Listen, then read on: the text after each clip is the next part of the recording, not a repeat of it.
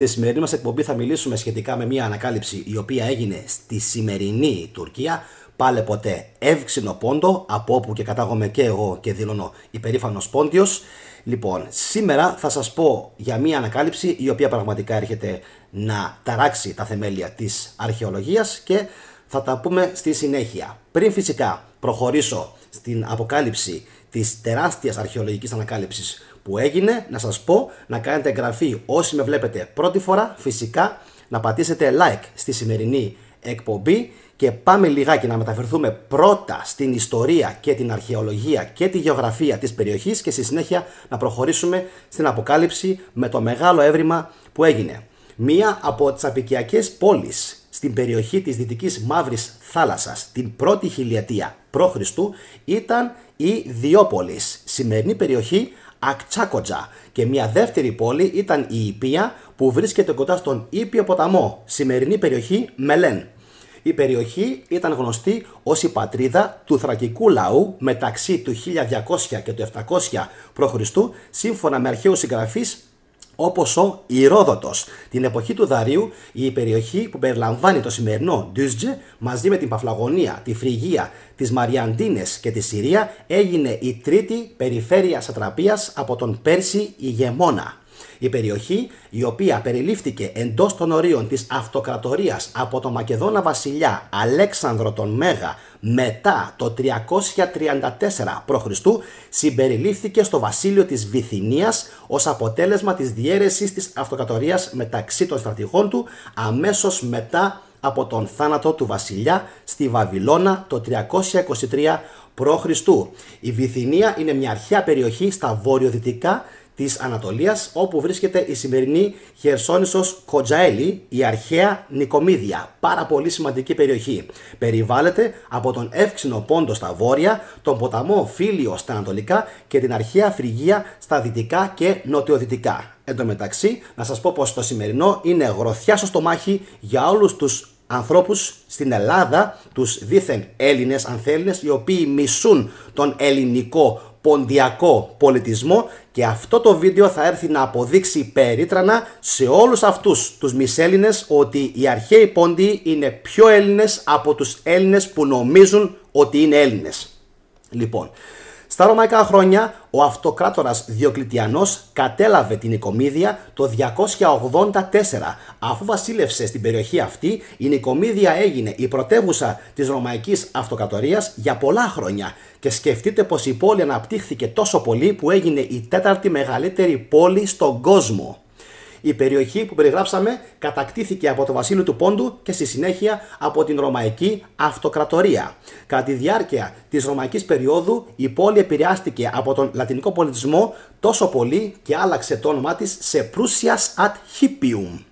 Αργότερα ο χριστιανισμός επηρέασε την πόλη και μετά τη διάσπαση της Ρωμαϊκής Αυτοκρατορίας το 395 ελεγχόταν από την Ανατολική Ρωμαϊκή Αυτοκρατορία. Και πάμε να πούμε για το απίστευτο έβριμα το οποίο έκαναν Τούρκοι αρχαιολόγοι, οι οποίοι Τούρκοι, παιδιά, όσο και αν σας φαίνεται σήμερα παράξενο, έχουν αρχίσει πλέον να αισθάνονται και να καταλαβαίνουν ότι κάτω από τα ερείπια της χώρας τους κρύβεται ο αληθινός τους πρόγονος, ο οποίος πρόγονος δεν είναι φυσικά άλλος από τους Μικρασιάτες, από τους Πόντιους, από τους Αιωλείς, από τους Ίωνες, από τους Έλληνες, οι οποίοι ήταν, επαναλαμβάνω, ελληνότατοι, παρά τις ανθελληνικές τυμπανοκρουσίες που έχουν κατά καιρούς ακουστεί από διάφορα φερέφωνα της νέας τάξης πραγμάτων στην Ελλάδα και φυσικά από διάφορους πολιτικούς κύκλους, οι οποίοι κατά τη γνώμη μου θα έπρεπε να είχαν εξωστρακιστεί από τη χώρα, όχι απλά σε κάποιο νησί της Ελλάδας, από τη χώρα, για αυτές τους τις ανθελληνικές δηλώσεις. Πάμε λοιπόν σήμερα να δούμε το τεράστιο έβριμα το οποίο έγινε, το οποίο ρίχνει φυσικά τα φόπλακα σε όλους τους ανθέλληνες οι οποίοι λέγανε ότι δίθεν οι Πόντιοι, δίθεν οι Ίωνες, δίθεν οι Μικρασιάτες δεν έχουν καμία απολύτως σχέση με τους αρχαίους Έλληνες. Πάμε λοιπόν. Άθικτη κεφαλή του Μεγάλου Αλεξάνδρου βρέθηκε στις ακτές του Ευξήνου Πόντου. Επαναλαμβάνω, άθικτη κεφαλή του Μεγάλου Αλεξάνδρου βρέθηκε στις ακτές του Ευξήνου Πόντου. Θα δείξω και φωτογραφίες για όσους θέλουν φωτογραφικό υλικό. Αυτή είναι η πρώτη φωτογραφία. Υπάρχουν και άλλες πολλές φωτογραφίες.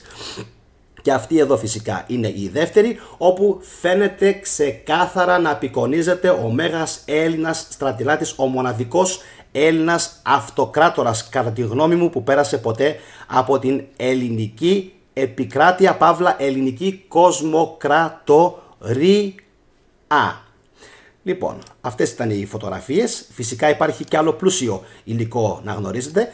Πάμε να δούμε τη συνέχεια, την ανακάλυψη μιας άθικτης πρωτομής του Μεγάλου Αλεξάνδρου στη διάρκεια ανασκαφών που πραγματοποιούνται εδώ και 4 χρόνια, ανακοίνωσε ο Δήμος της τουρκικής πόλης Düzce. Για αυτόν τον λόγο φυσικά σας έκανα και αυτήν την εισαγωγή, προκειμένου να καταλάβετε όλοι πού βρίσκεται το Düzce. Και για όσους έχουν αμφιβολίες για ακόμα μια φορά ότι οι Πόντιοι δεν είναι Έλληνες και τα λοιπά φυσικά ελληνικά φύλλα του Πόντου δεν είναι Έλληνες, ρίξτε λίγο εδώ μια ματιά. Πάνω ακριβώς υπάρχει η περιοχή που γράφει Καραντενίζ, που φυσικά δεν είναι άλλη από την Μαύρη Θάλασσα, και γύρω γύρω υπάρχουν όλες αυτές οι περιοχές που σήμερα φέρουν τουρκικά ονόματα: Καμπαλάκ, Κουρουγκιούλ, Ορτάκιοι, Κοτζάλι, Καρασού, Τσιλιμλή, Düzce, Τζουμάοβα, ούτω καθεξής. Αλλά να γνωρίζετε πως όλα αυτά τα χωριά, επαναλαμβάνω, όλα αυτά τα χωριά, όλα αυτά τα μέρη είχαν αρχαία ελληνικά ονόματα και απλά οι Τούρκοι τα έχουν αλλάξει, και πολλές φορές μάλιστα τα ίδια αυτά τα ονόματα είναι παραπλήσια με τα αρχαία ελληνικά. Παραπλήσια. Πάμε παρακάτω.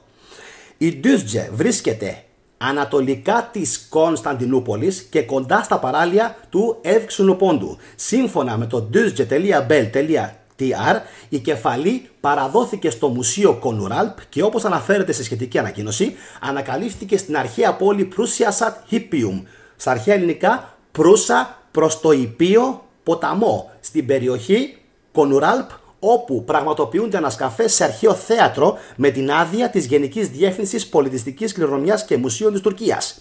Στον χώρο του αρχαίου θεάτρου, στο οποίο έχει δοθεί η ονομασία της Κονουράλπ, ανακαλύφθηκαν επίσης θραύσματα πρωτομών που προσομοιάζουν με την κεφαλή του Απόλλωνα και την κεφαλή της Μέδουσας. Τι έχετε να πείτε γι' αυτό? Οι αρχαιολόγοι πραγματοποίησαν τις ανασκαφές και αποκάλυψαν μια πρωτομή που δεν έχει καταστραφεί. Τονίζεται στην ανακοίνωση και επισημαίνεται πως το έβριμα εξετάστηκε από ειδικούς. Σε αποτέλεσμα των εισαγωγικών της διαβούλευσης με ειδικούς ιστορικούς και υπαλλήλους του Τμήματος Ανασκαφών και Ερευνών, διαπιστώθηκε ότι η κεφαλή ανήκει στον Μέγα Αλέξανδρο, βασιλιά της Μακεδονίας. Καταλήγει η ανακοίνωση των Τούρκων ερευνητών και αρχαιολόγων που έκαναν τη σχετική έρευνα. Πάμε τώρα να δούμε την περιγραφή της πρωτομής.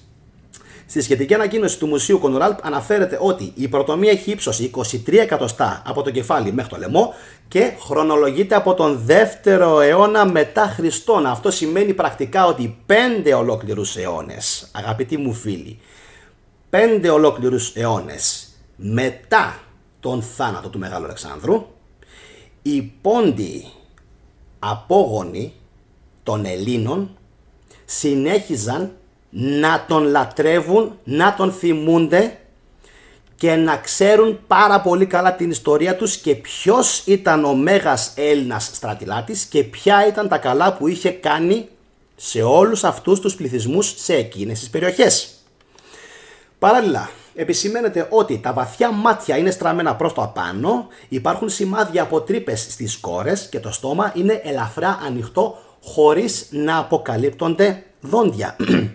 Τέλος, γίνεται αναφορά σε μακριά σγουρά μαλλιά μέχρι το λαιμό, μοιρασμένα και στις δύο πλευρές της κεφαλής και με χωρίστρα στη μέση του μετώπου. Τις φωτογραφίες της πρωτομής του Μεγάλου Αλεξάνδρου δημοσιοποίησε το Τμήμα Ανασκαφών και Έρευνας του Υπουργείου Πολιτισμού της Τουρκίας. Και συνεχίζουμε. Άλλα σημαντικά ιστορικά στοιχεία, γιατί πάρα πολλοί κόσμος δεν τα γνωρίζει δυστυχώς. Το 1204 τα στρατεύματα των σταυροφόρων εισέβαλαν στην πόλη. Το Düzce και τα περίχωρά του πιστεύετε ότι ήταν υπό την κυριαρχία της Λατινικής Αυτοκρατορίας κατά τη διάρκεια αυτής της περίοδου, ενώ πέρασε και πάλι υπό Βυζαντινή κυριαρχία από το 1261 μέχρι και το 1323. Φυσικά τη συνέχεια τη γνωρίζουμε όλοι, υπήρξε σιγά σιγά περικύκλωση από τις Οθωμανικές δυνάμεις και σιγά σιγά μία οι πόλεις του Πόντου αλλά και της Μικράς Ασίας δυστυχώς υπέκυψαν στον Οθωμανικό ζυγό. Το Μουσείο Κονουράλπ έχει μερικά σπάνια εκθέματα που αφορούν όλους τους Έλληνες. Υπάρχει μία σαρκοφάγος του 1ου αιώνα, κρατηθείτε, υπάρχει το ψηφιδωτό του Ορφέα, υπάρχει το μοσαϊκό του Αχιλλέα και της Θέτιδας, της μητέρας του, και το αντίγραφο της γλυπτικής της τύχης και του πλούτου του 2ου αιώνα, αυτά μεταξύ των πιο αξιοσημείωτων αντικειμένων του μουσείου.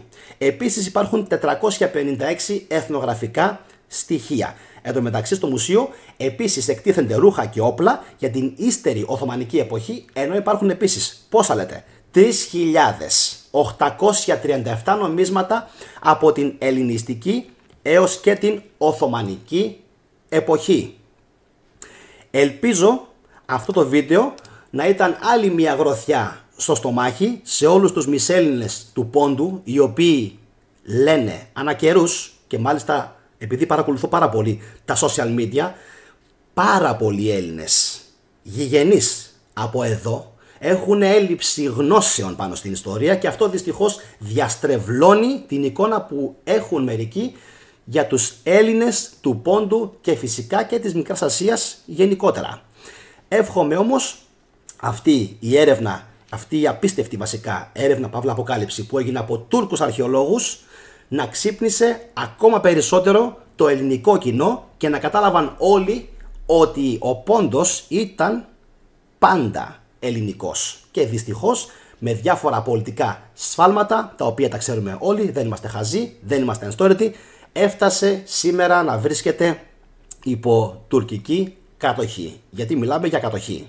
Πάρα πολλοί Έλληνες ακόμα μέχρι σήμερα υπάρχουν σε εκείνα τα μέρη, το λέω και συγκινούμε, και πάρα πολλοί Τούρκοι σήμερα ανακαλύπτουν ότι έχουν ελληνικό DNA. Περισσότερα όμως για το ελληνικό DNA στην Τουρκία θα τα δούμε σε ένα βίντεο που θα ανεβάσω το επόμενο διάστημα, το οποίο θα είναι 3 ώρες. Οπότε κάντε εγγραφή όσοι με βλέπετε πρώτη φορά, like στο σημερινό το βίντεο και φυσικά κοινοποιήστε το ελεύθερα προκειμένου να μάθει ο κόσμος την αλήθεια. Γιατί πιστεύω φάγαμε μπόλικη μπαρούφα τα τελευταία χρόνια. Αυτά από μένα.